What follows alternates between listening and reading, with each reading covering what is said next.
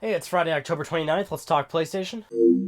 All right, we got a lot of news stories to cover up here, mostly because of Paris Games Week. That's, pretty much finishing up, so a lot of great news stories are coming out of that. Also, last week's Let's Talk PlayStation, right after it was uploaded, two big news stories broke out that was certainly up for discussion, and it seems like that's happening every single week now. When LTPS goes up, big news stories start to break, so we're going to cover that up right now. So, the big one was a NeoGAF user, Saint of Killers, got an invite-only survey directly from Sony, directly from PlayStation, requesting, what kind of firmware features that you would like in the upcoming firmware. And of course, I'm displaying a screenshot to you right now. Some pretty important things in there: notifications when friends come online, PS2 classics, PS1 classics, folders appearing offline, custom backgrounds, downloading avatars on PS4, a store wish list, increasing the max number of people in the party. The big one, change PSN ID is also in there, deleting items from library, filtering options in game libraries. But overall, those are all great features, and a lot of those are big marquee features that we've always wanted. And then there was a follow-up one where it said, when do you expect the next major firmware to come out, 4.0,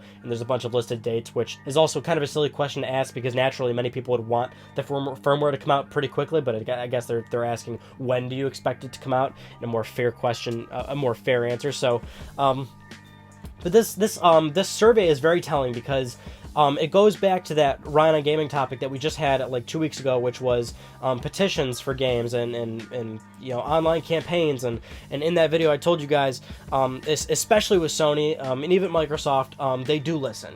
They don't act on it right away, but more often than not, they're absolutely hearing people's concerns.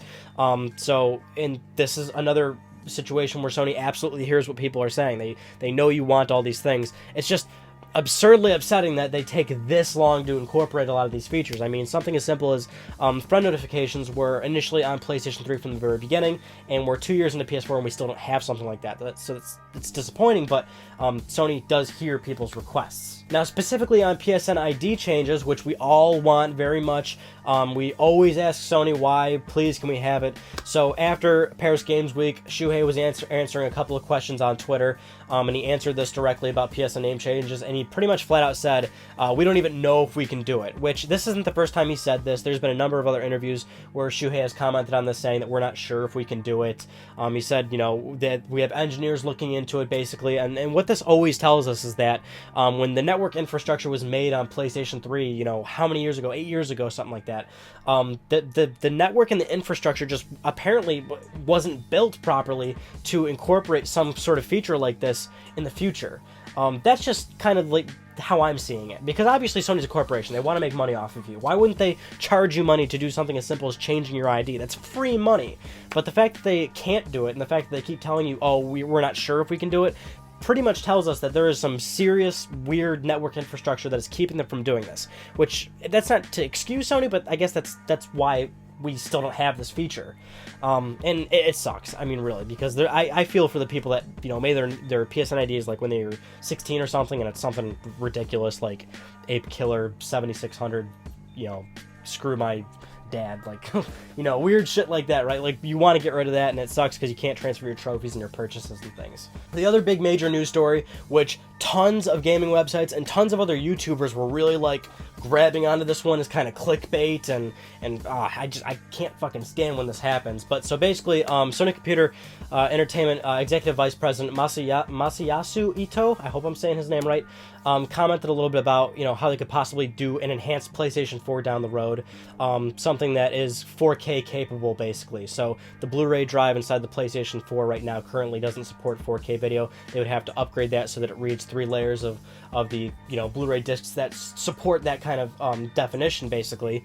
And I believe there are other I think they're misinterpretations, or maybe he was flat out saying the increase of CPU, GPU, things like that, and a little bit about the x86 architecture and how they could theoretically do something like that, which Shuhei Yoshida followed up quickly after this, mentioning how that the answer to that question, basically about a better PS4, is simply hypothetical, and it's not something Sony's currently working on right now. Which, of course, you see a news story like this come out, and instantly there's all these titles of Elite PS4 and Super PS4 and how making a more powerful PS4 is going to skewer game development, basically, because the game will only be available on the elite version of a PS4 because it's a stronger box and therefore can't run on the older PlayStation 4.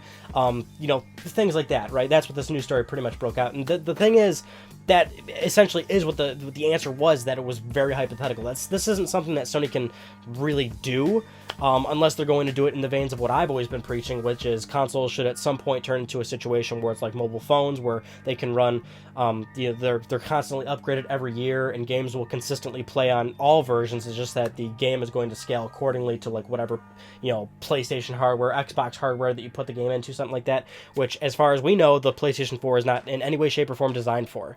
So this news story just kind of was like one of those things where it was easily misconstrued and thrown all over the place, and that's kind of what Shuhei was saying, was that it was kind of hypothetical. I don't think they're working on this at all, and even if they were, that's the thing, it would be a 4K box for movies, more or less. I mean, developers wouldn't be able to take advantage of this because they know that it's going to ultimately not be able to be playable on the older PlayStation 4 unless they, again, allow it to be scaled depending on what PS4 is playing. It's kind of a complicated news story, really, because we don't have a whole lot of details of the whole hypothetical that they were talking about, but basically that is what happened. And moving on to another news story that I feel like we have to talk about, even though it's kind of beating a dead horse, that Masayasu Ito came out again and said, like, we're not working on like PlayStation Vita titles at all in terms of first party. So Sony's first party developers are not working on PlayStation Vita whatsoever, and they're focusing on PlayStation 4, which, he made this comment, and we all saw this and thought, okay, well, we kind of already know that. It still bums people out. But then Jim Ryan,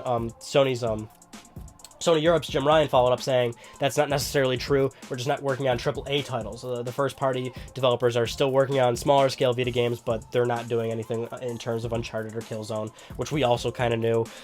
So I'm not going to spend too much time on this because this is beating a dead horse, but we always have to mention it because it's still really disappointing that Vita isn't getting that kind of support anymore, and we would love to see more first-party support from Sony. I mean, it is their damn platform, and the thing is, I mean, I did the Paris Games Week video, and, afterwards, I'm thinking to myself, like, oh, well, yeah, Vita, of course, wasn't really in the press conference, but I'm thinking, man, I recorded the whole, impressions video and everything, and saying how good it was and blah, blah, blah, and it was, it's great to see more games and how good PS4 is doing, but then I realized, like, God, I didn't even realize, like, it was like a second nature to me to just think, oh, Vita wasn't there, and that's totally expected. And that really sucks that it's like, it's gotten to the point now where we just don't even expect it.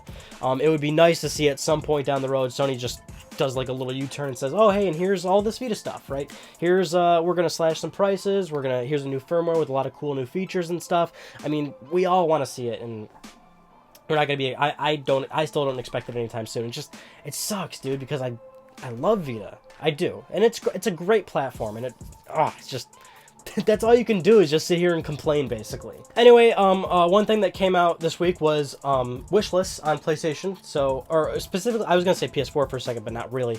Wishlist on the PlayStation Store on the website, basically. So, on desktop, you can now use a wish list, which is great because, like, we've been asking for that for how long, and it's something so incredibly simple. So that's what I'm saying, dude. It's like the most simplest of features. Sony takes so long to actually deliver these things, and that's the thing, is like, it came and now it's only for the web storefront. So, but that naturally tells us that it'll probably roll out to consoles soon, which, please do that. But one really cool thing that not a lot of us were really expecting is that Sony's apparently going to be launching a PlayStation Plus esports league. It's going to be supporting a number of titles, FIFA, Battlefield Hardline, and it's exactly what it is. It's an esports league. It actually has real cash payouts too. So this is a really cool initiative, and it's kind of shocking that we haven't seen anything like this before. More often than not, when we see something like this, it's always a third-party thing. That maybe, Microsoft will have like a tie-in or whatever, but to see an actual native platform from Sony is actually really cool, and it's, like I said, like, why we're not seeing these things quicker. So for our final news story, we're going to be talking about some Sony financials. So we did get some new financials from Sony for the past 3 months, ending September 30th. And we got some great new details, which is that Sony's still doing incredibly well with PlayStation, and their overall business is doing pretty well, and they're turning profit. What we do know is that PlayStation 4 right now is at 29.3 million consoles sold, which is a lot. That's still more than the pace of the PlayStation 2 in the same time frame, basically. The PS2 was at a little under 25 million systems in that same sort of time frame, so that's telling us that the PS4 is still selling at a faster rate. It actually is slower than the Wii's rate of sale, which not really surprising there because Wii had that incredible surge, throughout most of its life cycle until it really had a dramatic drop. But PS4 is still doing well. Sony's still making money. I mean, all around, it's pretty good news because their year-over-year figures for the console sales, I believe software sales, are all up. I guess if the one thing you want to look at is rate of sale, because we're always wondering, how good PlayStation 4 is going to do over the long term. Some people believe that it's going to actually beat PlayStation 2 numbers, which I still am telling you guys, like, there's like no chance it's going to happen, basically. In fact, if you do look at the little chart, you can see kind of the rate of sale for all the systems, and PlayStation 4 is, of course, higher than PlayStation 2, but you can see where PlayStation 2 really sees that surge. We all know PlayStation 2 is at 150 million systems sold worldwide. That's a lot. Granted, PS4 is almost at 30 million, but it's just going to get a point. It's going to get to the PS2's point where PS2 had that crazy surge, and that's where I feel PS4 is not going to be able to keep up with that. Otherwise, good news all around, and this also isn't accounting for the recent price drop, because of course it was the financials were ending September 30th, so we just got the recent price cut for pretty much all the territories, so you can expect Sony to do very well, and they even raised their forecast for the amount of PS4s they're going to sell. So overall, I think they're pretty happy. Anyway, those are some of the news stories I want to talk about with you guys. Hopefully nothing big breaks out like right after I upload this. Seems like that's happening more and more frequently. Who knows if I might have to adjust like the days that LTPS gets uploaded or something. I don't know. I mean, I've been doing it the same day for how long now, so you guys can probably help me out with that if you want it to be moved to a certain day, or if you like it on Fridays. I don't know. And I've always been toying with the idea of where I'd keep LTPS, but major news stories, I would like upload a quickie video like right on the side or something like that. I don't know, just kind of throwing it out there. But anyway, for Ryan Gaming this past week, we didn't have one obviously because it was Paris Games Week. So Ryan Gaming will continue next week, but we did have our Paris Games Week video, and that's the entire recap of the event. If you did not see it, it's a great recap. It covers every single announcement, and then of course you do get my impressions afterward of how the conference actually went. And of course, the new Jack 2 part went up as well. And also, if you saw at the end of the Paris Games Week video, I'm going to be reviewing Tony Hawk's Pro Skater 5 soon. I actually got that for a review copy a while ago, but I've just been so busy, so I haven't really gotten to it, because review videos do take the longest for me to make, but I'll be uploading that, I want to say Saturday. I can't promise it, but I'm like 90% sure that review will go up Saturday, and of course, it's Pro Skater 5, so you're probably not expecting a good review, but nonetheless, it's a review, and I know you guys like reviews from me, so I'm trying to do more of those. Anyway, that concludes this week's episode of Let's Talk PlayStation. I'm Ryan Benecki. Thank you all so much for talking with me, and I'll see you guys next Friday.